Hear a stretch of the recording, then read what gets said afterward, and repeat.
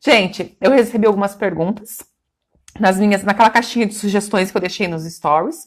Eu vou começar a responder por elas. E se vocês tiverem alguma dúvida, alguma pergunta, aproveitem e pode deixar aqui, tá? Que eu vou respondendo para vocês, tá? Deixa eu entrar na primeira pergunta aqui para poder descobrir quais são os principais desafios das pessoas ao fazer pães em casa. Vamos lá. Quando sovo na mão, porque não ter muita força, acaba ficando umas bolinhas de farinha. O que fazer? Na verdade, não é nem em relação a não ter muita força que isso acontece. Isso muitas vezes acontece porque às vezes a farinha tá lá, às vezes até mesmo um pouco umedecida, e ela vai, quando você coloca um líquido dentro daquela farinha que está um pouco umedecida, ela vai criar tipo umas bolinhas. Então, o que é legal você fazer com uma farinha que de repente você compra e deixa lá no armário guardada um tempo? Peneira ela antes de você utilizar. Fica bacana porque você deixa aquela farinha bem lisinha. Quando você coloca água, se ficar algum pedacinho de farinha, algumas bolinhas de farinha, pode estar faltando hidratação nessa massa. Aí o que acontece? A farinha não consegue absorver por igual essa hidratação, aí ela começa a ficar aglutinada. Começam a aparecer algumas aglutinações dessa farinha, dessas bolinhas de farinha. Muitas vezes isso também pode acontecer pela falta da hidratação. Então verifica qual farinha que você está usando aí. E ontem, na live de ontem no YouTube, inclusive esse vídeo ainda está disponível, ficará disponível por poucos dias. Se você tiver curiosidade de saber como você identifica uma farinha que você tem aí na sua mão, para você poder saber qual a hidratação que você deve colocar, aproveita, depois dessa live daqui, corre lá no meu YouTube e verifica, assista essa parte do vídeo, onde eu explico esse teste e mostro, que é fácil de você compreender. Depois que você visualiza isso, fica mais fácil de você compreender como que você vai trabalhar com a farinha que você tem aí na sua mão, tá bom? Vamos então para outra pergunta. Calcular a hidratação numa massa com ovos, óleo, margarina ou manteiga. Claudinha, essa é uma pergunta que muita gente me faz e hoje, na live de hoje, às 19h45, eu vou explicar um pouquinho aqui sobre isso, sobre a sua dúvida, tá? Mas na live de hoje, às 19h45, que vai acontecer no YouTube, eu vou explicar exatamente essa fórmula do padeiro, como que a gente identifica isso e como que a gente monta uma receita. Inclusive, hoje nós vamos criar uma receita do zero.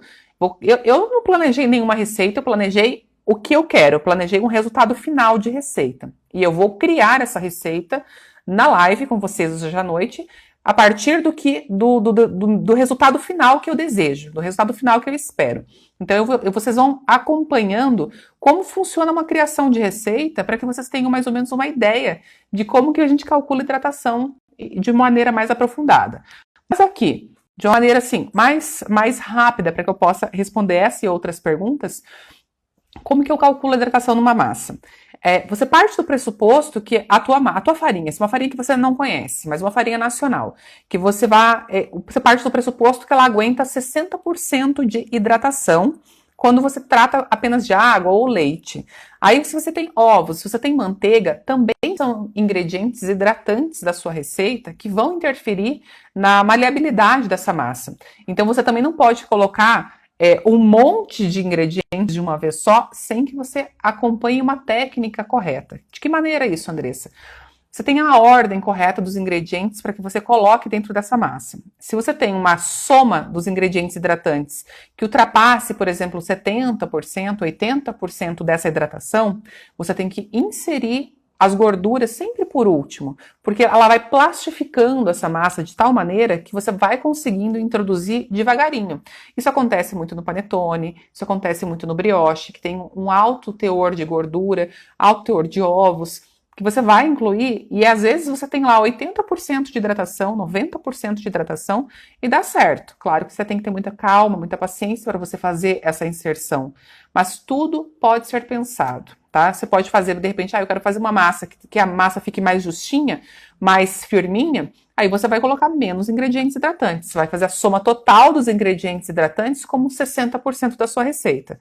O que é isso?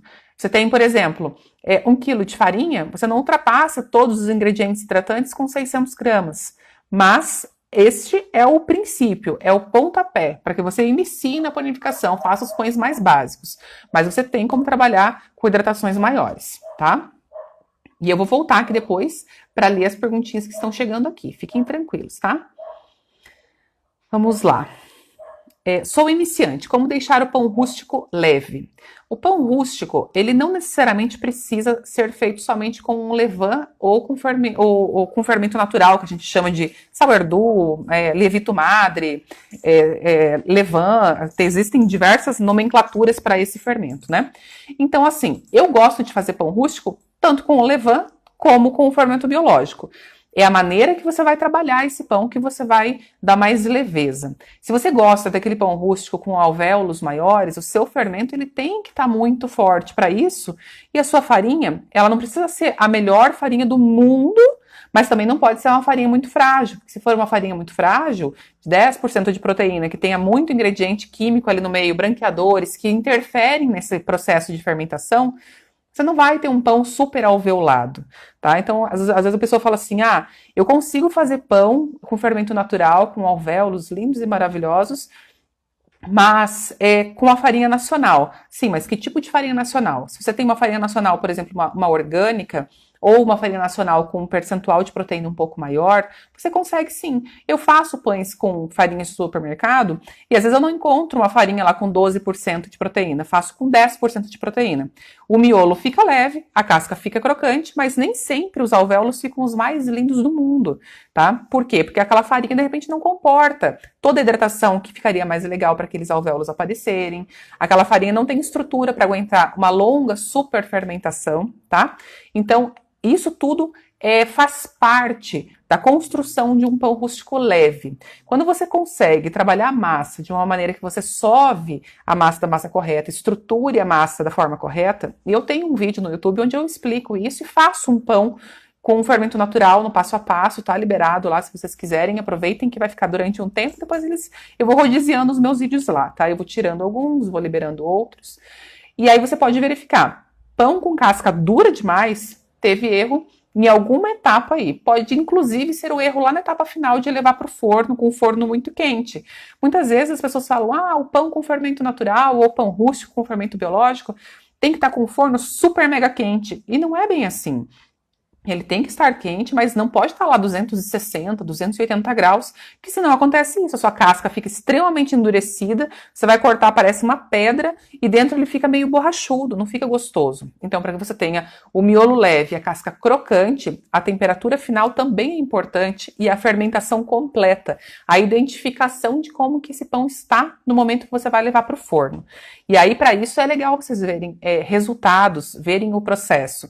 E nesse vídeo que está disponível no meu canal do YouTube, vocês conseguem ver isso no passo a passo, tá? Ó, acabei de responder, basicamente eu não tinha visto essa pergunta aqui antes, mas eu acabei de responder isso daqui, ó. Ficar com alvéolos, ficar fofo, crocante, fácil de cortar. Então, basicamente é o que eu acabei de explicar, que acabou respondendo a pergunta de uma outra pessoa também, tá? Vamos olhar para a próxima pergunta. Como se vê no rótulo da farinha a quantidade de proteína? Como que você vai olhar? Você vai ao supermercado e não sabe qual farinha que você vai comprar. Não entende qual farinha é a mais forte. Olhe para a ficha nutricional dessa farinha. Na ficha nutricional da farinha, você vai olhar qual é a porção que foi calculada. O carboidrato, a proteína, tudo que tem ali dentro. Quando você olha, a maioria das farinhas é calculada em cima de 50 gramas. A maioria, não significa que seja um padrão, mas vai estar escrito lá. Porção calculada, 50 gramas. Aí você vai olhar qual é o peso em gramas da proteína da sua farinha. Digamos que seja 6 gramas de proteína. Então, o que significa? Significa que dentro de uma porção de 50 gramas, tem 6 gramas de proteína. Então, você vai dividir o 6 pelo 50. Aí você vai ter um número decimal. Esse número decimal, para que você saiba qual é o percentual de proteína, você multiplica por 100. Então vai ficar assim, ó. O 6 divide pelo 50, que é os 6 gramas de proteína dividido pelo 50 da porção, vai dar 0,12. Você multiplica isso por 100, que vai dar 12%. Você vai saber qual é a proteína real. Não é naquele VD, que é o valor diário, que é valor diário de ingestão de proteína, de carboidrato e de demais ingredientes que vai estar na ficha nutricional que você deve analisar. Não é ali, tá? Às vezes a gente se equivoca e olha lá e tem um percentual. Vai falar, eu acho que é esse daqui. E não é. tá? Então você consegue. No vídeo de ontem, eu expliquei bem certinho. Ontem eu tratei no vídeo lá no YouTube só sobre farinha. Como reconhecer, quais os tipos de farinhas. Falei sobre algumas farinhas sem glúten também.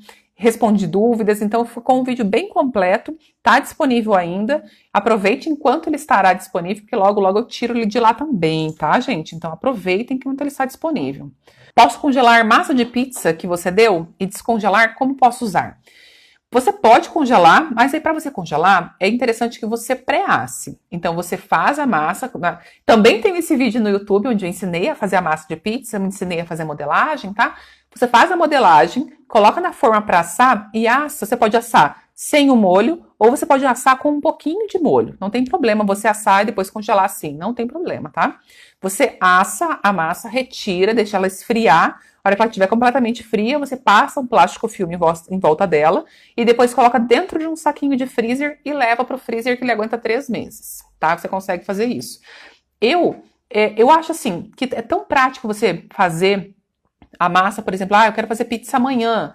Então você vai lá e coloca uma quantidade bem pequenininha de fermento biológico, faz hoje à noite e deixa naqueles potinhos que eu ensinei vocês a fazerem, e deixa na geladeira. Aí você pode assar amanhã.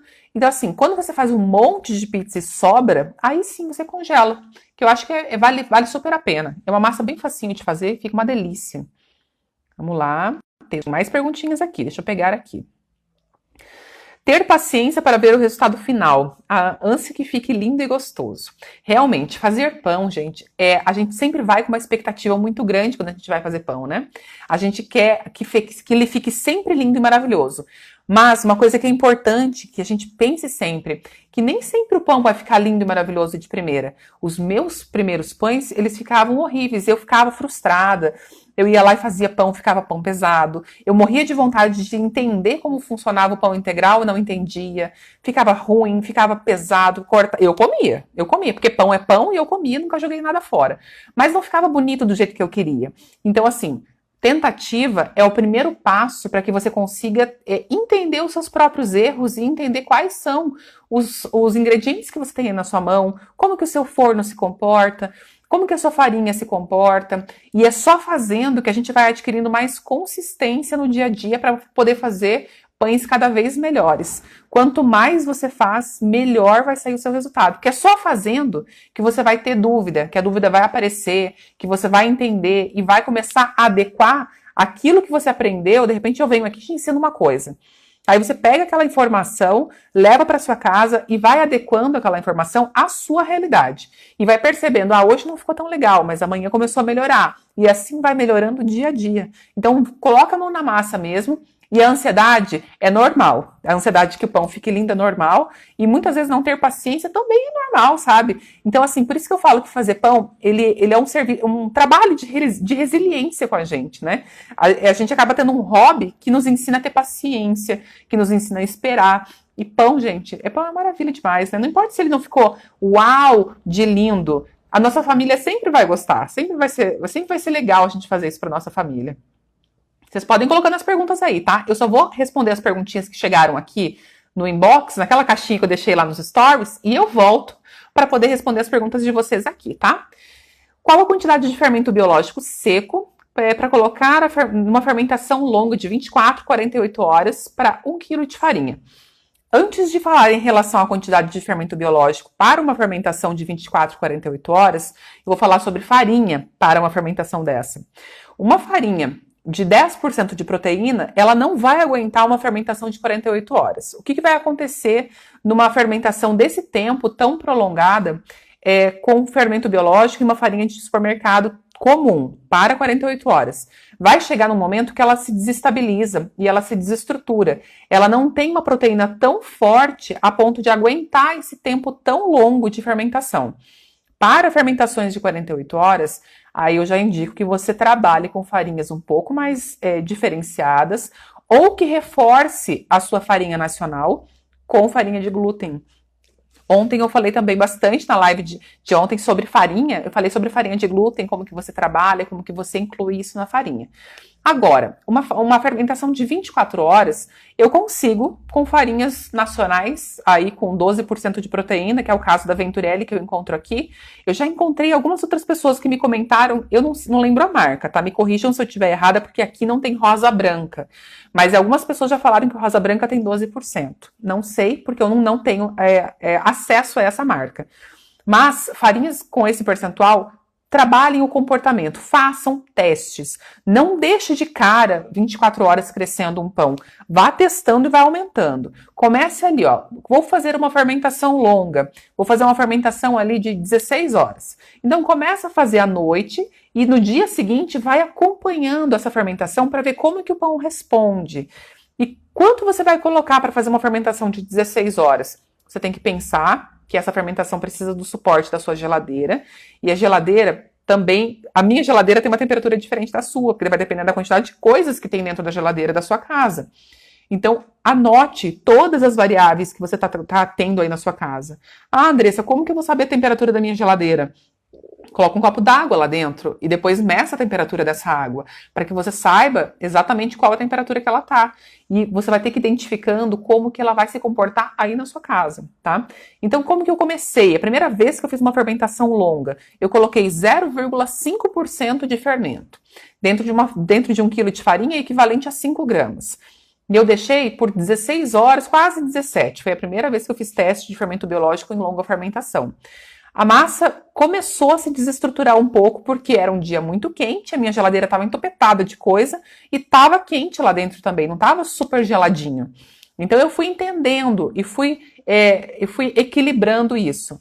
Hoje eu consigo fazer fermentações de 24 horas, porque eu deixo uma geladeira só para colocar os pães que eu faço, e aí ela fica super geladinha, tá? Então eu consigo controlar isso de uma maneira diferente. Então vá fazendo aos poucos aí na sua casa para que você consiga compreender como isso funciona, tá? Bora para outra pergunta aqui, gente. Quero fazer pão de milho com fermento natural. Faço autólise? Qual o momento de colocar o angu na massa? Eu gosto de fazer, tanto com fermento biológico como com fermento natural, dá para você fazer. O angu ele tem que estar frio, completamente resfriado, não pode ter ficado endurecido demais, tá? E você vai colocá-lo no momento que você vai fazer. Você pode fazer autólise normal, faz autólise prévia. Não com toda a água da massa, você vai pegar metade da farinha e a água da sua receita e faça a autólise. Depois a outra metade você acrescenta junto com esse angu e vai misturando. É uma das formas que você pode fazer. Ah, Andressa, mas então por que vai fazer metade da autólise só com metade da massa? Fica a teu critério. Eu gosto de fazer massas com autólise quando eu consigo fazer com a massa total, com a farinha total. Eu acho que fica mais prático. Mas tem gente que gosta de fazer fazer parcial essa autólise. Fica ao teu critério, é possível fazer, tá? Mas o angu você pode colocar junto com a água. Aí, digamos que você não vai fazer autólise. Então você coloca a farinha, coloca a água, coloca essa mistura aí que você fez prévia com a farinha de milho e mais a outra água que você inseriu ali, tá? Você pode colocar, mas tem que estar bem fria. Tá? De preferência gelada. E não pode estar uma pedra de dura também, tá? Deixa eu ver lá, tem mais perguntas, pessoal. Vamos responder aqui. Devo diminuir a hidratação levando em consideração a água do levain? Aí tem a resposta do sim e do não. E por que tem a resposta do sim e do não? Porque se o seu levain, existem algumas maneiras que você pode alimentar o seu levain. Eu tenho um levain que eu gosto bastante, que é um levain firme, que é proporção 1, 2, 3. O que é essa proporção 1, 2, 3? Para cada parte de isca do levain, eu coloco 2 partes de água e 3 partes de farinha. Então fica uma massinha bem firminha.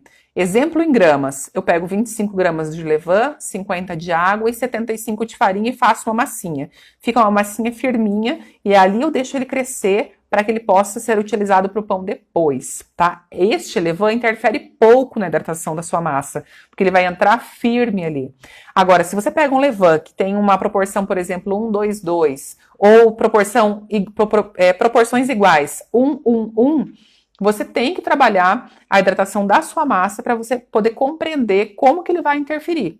E cada levain vai interferir de uma maneira diferente na massa, tá? Então, faça teste. Se a tua receita diz lá para você colocar 65% de hidratação, que é 650 gramas de água para 1 quilo de farinha, e você tem um levain bem líquido, Diminui pelo menos 5% dessa hidratação, dessa receita, para que você possa inserir o seu levain ali dentro com mais segurança, para que você não fique com uma massa toda pegajosa, tá?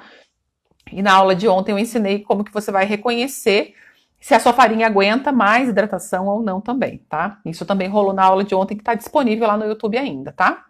Quem quiser, aproveita, porque elas ficarão disponíveis por pouco tempo, mas eu vou... Quem não sabe ainda, quem está aqui e não sabe ainda, eu estou fazendo lives diárias lá no YouTube, às 19h45, de segunda a sexta, e vai rolar por mais algumas semanas ainda, tá? E hoje a gente vai criar juntos uma receita para um pão de Páscoa. No passo a passo, vocês vão entender como que funciona meu processo criativo de receita, tá? E é hoje que eu vou chegar lá nisso daí. Vamos lá, Sueli perguntou, não sei quando parar a sova. Tem alguns indicativos que podem estar te dizendo qual é o momento de parar a sova. Tem muita gente que fala que quando a gente faz a sova manual tem que sovar até o ponto de véu, e eu já sou meio contrária a isso. Por quê? A gente tem que levar em consideração que a temperatura da massa não pode ficar muito elevada. Não pode estar mais alta do que 26 graus. Porque senão o fermento que está ali dentro da massa entra em atividade e começa a fazer o funcionamento dele, a função dele. E aí, ao invés de você deixar a massa paradinha para ela relaxar, você está sovando, sovando, sovando e tirando aquele gás carbônico e mandando embora. Tirando aquele gás carbônico que o fermento faz e mandando embora. Então, se você está percebendo que a tua massa está superaquecendo, para a sova e deixa a massa relaxando. Eu tenho uma receita aqui no Instagram e que eu fiz um pão com levedo de cerveja, 100% sem sova, e não é um pão super hidratado, é um pão firminho. Depois que terminar a live, dê uma olhadinha nos destaques que eu tenho aqui no Instagram, para você ver. É uma maneira de você fazer um pão sem sova nenhuma, chega no ponto de véu, fica lindo, fica fofinho, tá? Dá para fazer sem sova, não tem problema. Ah, tem outra maneira assim, Andressa, beleza, então minha massa tá ficando muito quente. Posso parar e deixar minha massa relaxar na bancada? Pode e deve. Deixa a tua massa descansando a beleza dela ali, cobre com um saquinho plástico ou com um paninho umedecido e deixa ela descansar, tá? Para que ela vai relaxando naturalmente, sem superaquecer, ok? Por que usar o levain e não o fermento biológico? Isso, na verdade, não tem uma obrigatoriedade. Qual é a diferença entre o levain e o fermento biológico? O levain é um fermento selvagem, que dentro dele você vai encontrar leveduras e bactérias. Ele tem uma taxa nutricional, devido a essas bactérias, ele tem uma taxa nutricional maior do que o fermento biológico, porque o fermento biológico, ele é somente leveduras. Os dois vão fazer o teu pão crescer em tempos diferentes, porque o fermento selvagem, você não tem controle de quantas leveduras tem ali dentro daquele tanto de levain que você separou para fazer o seu pão. Já o fermento biológico, você sabe que se você colocou 5 gramas de fermento ali dentro, tem 5 gramas de leveduras vivinhas da silva ali dentro, tá? Essa é a principal diferença, porque usar um ou outro, isso é muito gosto particular. Eu gosto dos dois, eu utilizo os dois, não tenho preconceito não, tá? Primeiro porque o fermento biológico não é químico, ele não é criado. Ele é isolado dentro de um laboratório, mas ele é algo que foi retirado de uma levedura, que é algo natural. É vinho da silva, respira, faz seu pão crescer por causa do processo dele, tá? Ó, tem uma pergunta aqui, ó, da Eva, chegar no ponto de véu. Basicamente, é aquilo que eu acabei de explicar em relação a quando parar a sova, né? Então, assim, você tem vezes que você vai conseguir chegar no ponto de véu na mão. Pode ser que não. Dependendo da hidratação do seu pão, pode ser que não. E tem vezes que você chega no ponto de véu sem colocar a mão em nenhum processo de sova. Só fazendo a dobra. E isso você vai entender nesse pão com levedura que eu deixei disponível nos meus destaques. Você entende isso lá. Você consegue chegar no ponto de véu. Na aula de ontem, eu também mostrei como uma autólise pode fazer com que a sua farinha fique com um véu bonito. Também tem a aula da pizza, que eu também mostrei como que você pode chegar num ponto de véu legal, tá? Vamos ver aqui, eu tenho mais perguntas aqui. Posso fazer longa fermentação com fermento biológico? O que é considerado longa fermentação? Pode fazer longa fermentação com fermento biológico, sim. Até expliquei isso um pouquinho antes, né? Acabei respondendo essa pergunta em relação a uma outra que eu expliquei antes. O que é considerado longa fermentação? Uma longa fermentação é quando você deixa um pão ali mais de 6 horas em processo de crescimento. Você se auxilia de geladeira, para que a geladeira te dê um suporte para estender essa fermentação, deixa o seu fermento mais lento, trabalha melhor o consumo dos açúcares dentro daquela massa, tá? Geralmente, quando você vai fazer um pão e você coloca, por exemplo, 2% de fermento biológico, 20 gramas para cada quilo de farinha, você tem um pão, em 2 horas e meia, 3 horas, você tem o pão crescido, assado, bonitinho para você consumir. Mas você acaba perdendo em sabor, em digestibilidade desse pão, porque o teu fermento não teve tempo suficiente de consumir os açúcares e nem degradar a proteína dessa massa, tá? Então o teu pão fica um pouco mais pesado. Quem tem alguma intolerância a glúten sente um desconforto e chega a ser como se fosse uma azia. E às vezes a gente acha que isso acontece e a culpa é do fermento biológico, mas não é. Realmente é um processo. Então a longa fermentação, ela inclusive melhora o resultado do pão com fermento biológico, tá? Melhora muito, deixa ele muito mais digestível, tá bom? Não consegui acertar o ponto da massa e meus pães de fermentação natural não cresceram. Se ele não cresceu, significa que o teu fermento não estava forte o suficiente, porque assim, o que é um pão com fermento natural? Quando você coloca o fermento natural dentro da massa, é como se o seu pão fosse um levain gigante. Quando você faz o processo de alimentação do seu fermento, você dá o que para ele? Você pega uma isca, dá água e dá farinha. E você vai ver a mágica acontecendo dele crescendo. Quando você vai fazer um pão, você pega uma parte do levain, coloca mais farinha, coloca água, coloca sal, e ele vai crescer também. Se ele não cresce, é porque o teu fermento não tem potencial de fazer ele crescer, ele tá fraco ainda. Você tem que fortalecer ele mais, tá? E agora, em relação a não conseguir acertar o ponto da massa, eu não sei exatamente em qual ponto que você errou, mas depois dá uma olhadinha no meu YouTube que eu tenho um vídeo onde eu fiz um pão com fermento natural, no passo a passo, tá lá, o vídeo deve ter uns 30 minutinhos. Por que ele é tão longo? Às vezes a pessoa fala assim, nossa, mas é 30 minutos. Ele é longo porque você precisa conhecer os processos, ver os processos para você conseguir fazer e ter bons resultados aí. Depois dá uma olhadinha lá que você vai ter essa resposta, tá?